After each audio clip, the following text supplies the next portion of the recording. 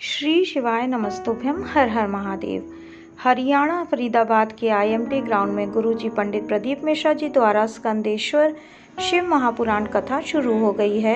यह 5 दिवसीय शिव महापुराण कथा है जो कि 4 से 8 नवंबर तक चलेगी। आज चौथे दिन की कथा में गुरुजी पंडित प्रदीप मिश्रा जी ने 7 गिलास जल 7 भाग अन्न वाला एक सरल उपाय बताया है। इस उपाय को आप कभी भी किसी भी दिन कर सकते हैं। यह उपाय आप 8 नवंबर कार्तिक माह की सप्तमी की विशेष तिथि में भी करके अधिक से अधिक लाभ प्राप्त कर सकते हैं, या फिर आने वाले दिनों में भी आप यह उपाय कर सकते हैं। उपाय कैसे करना है, किन्हें करना है, उसका आपको क्या लाभ होने वाला है, उसकी जानकारी के लिए आपको इस वीडियो को अंत तक अवश्य देखना है ताकि कोई भी उपयोगी जानकारी आपसे न छूटे। गुरुजी पंडित प्रदीप मिश्रा जी का बताया आज की कथा का बिल्कुल नया और विशेष उपाय है।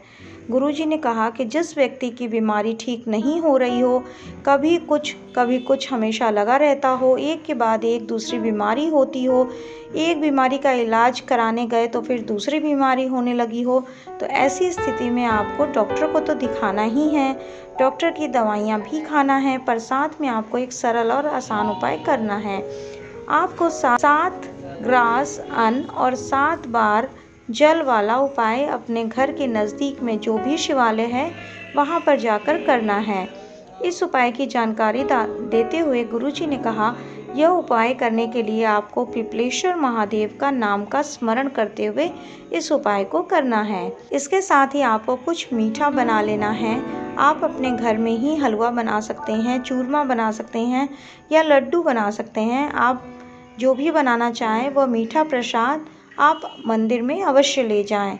इसके बाद आप अपने घर में ही हलवा बना सकते हैं, चूरमा बना सकते हैं या फिर लड्डू बना सकते हैं। जो आप बनाना चाहें वह थोड़ा सा मीठा प्रसाद के रूप में अवश्य बनाएं।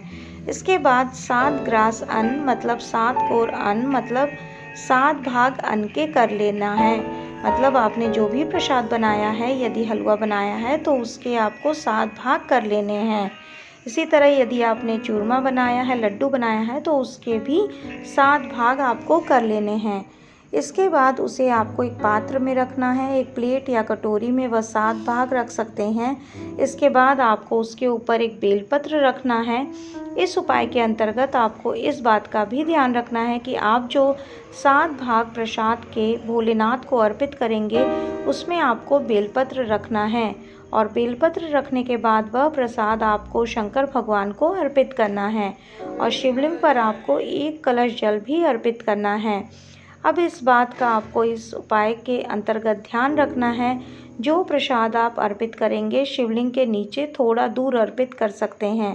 भोलेनाथ आप प्राप्त कीजिए, इस प्रकार से बोलते हुए अर्पित कर सकते हैं।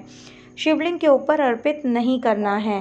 प्रसाद अर्पित करने के बाद 1 कलश का ही जल 7 बार करके आपको शिवलिंग पर अर्पित कर देना है।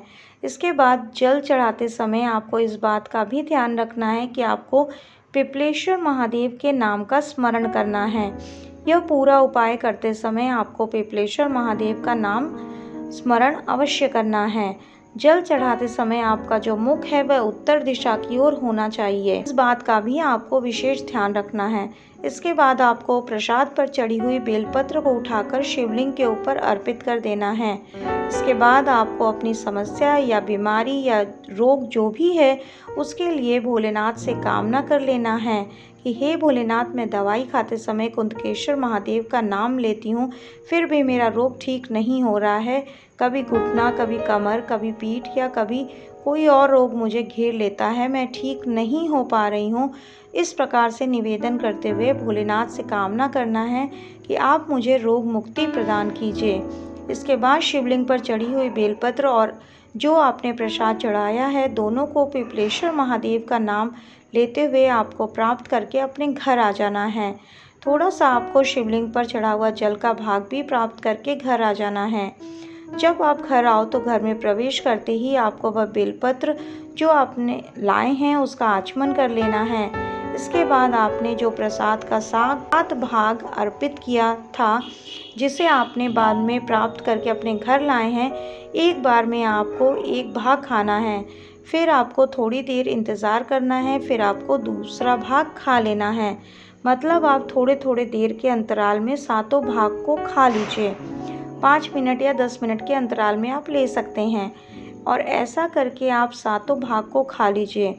इसके बाद आपको 1 कलश का जल जो आप लाए हैं उस जल का आचमन भी आपको 7 बार में थोड़ी थोड़ी देर में कर लेना है।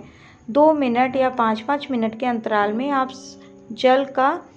जल जो साथ लेकर आए हैं उसका आचमन भी आपको 7 बार में ही करना है। कितना भी बड़ा रोग क्यों ना हो या बार बार आप बीमार होते हो या फिर आपके शरीर में कष्ट हो, तकलीफ हो, उसमें आपको आराम ज़रूर देखने को मिलेगा। यह उपाय आप कभी भी किसी भी दिन कर सकते हैं। मेरे द्वारा दी गई जानकारी अगर आपको थोड़ी सी भी उपयोगी लगी हो तो इस वीडियो को लाइक करके कमेंट बॉक्स में हर हर महादेव अवश्य टाइप कीजिए। श्री शिवाय नमस्तुभ्यम। हर हर महादेव।